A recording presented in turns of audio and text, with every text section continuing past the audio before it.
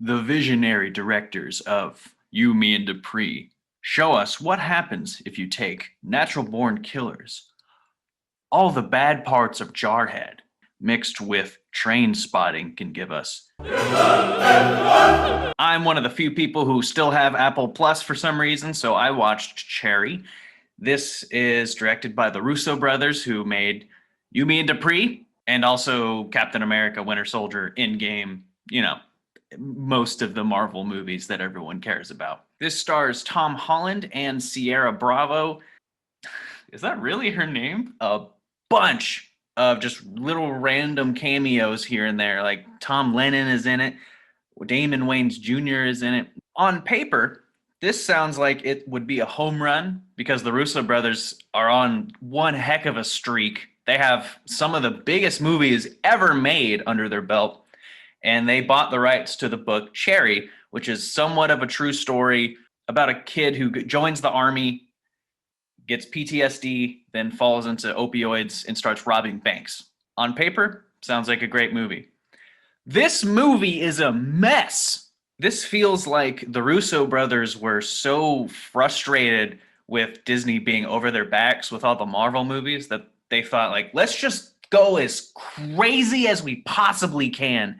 If you've seen Natural Born Killers, you might know what I'm talking about, where the style is so over the top that it can be good and it can be ridiculously distracting. I'm going to separate the three acts with other movies. The first act is Natural Born Killers, but a romance. Tom Holland's character is he lives in Cleveland. He's going to college. He falls in love with this girl, and the girl breaks up with him, and he eventually joins the army. There's a ridiculous amount of very soft focus around the background of anything Sierra is in, where we're meant to like we're on drugs while we're looking at her. The style of what the Russo brothers did in the first act, I was digging it. I was thinking, man, they're going all out for this very simple movie. I know it's probably going to get crazy later, but I was really, really enjoying it until it gets to the second act, which is all of the bad parts of Jarhead, as I'm going to call it. There's maybe a 15-minute segment of him in basic training, and all of a sudden the aspect ratio goes down to letterbox. Again, there's no reason for any of this style. It just goes down to letterbox, and we're getting gigantic letters of everything that the drill sergeants are yelling at Tom Holland.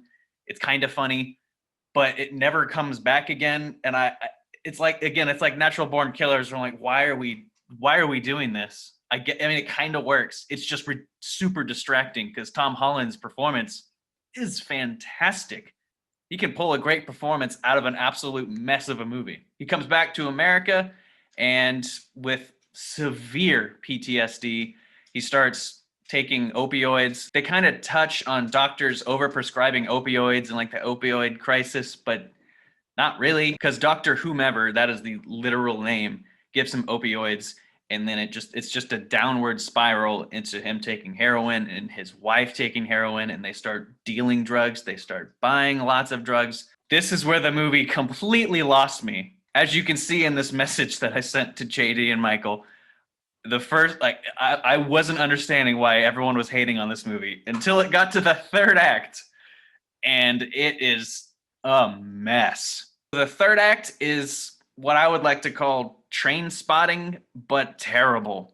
Just it's like a really, really long montage of our two lead actors just taking lots of drugs. It just goes on for way too long. My goodness.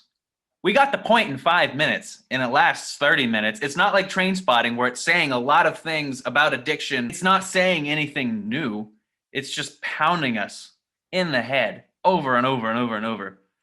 Eventually, stuff happens, and Tom Holland's character has to start robbing banks to support his drug addiction. Then it turns into a Scorsese movie, but awful. This is a movie that was absolutely destroyed by weird decisions by the directors. If you're not a huge movie nerd, it's probably hard to understand what a director can do to influence how well a movie can do or how awful a movie can be.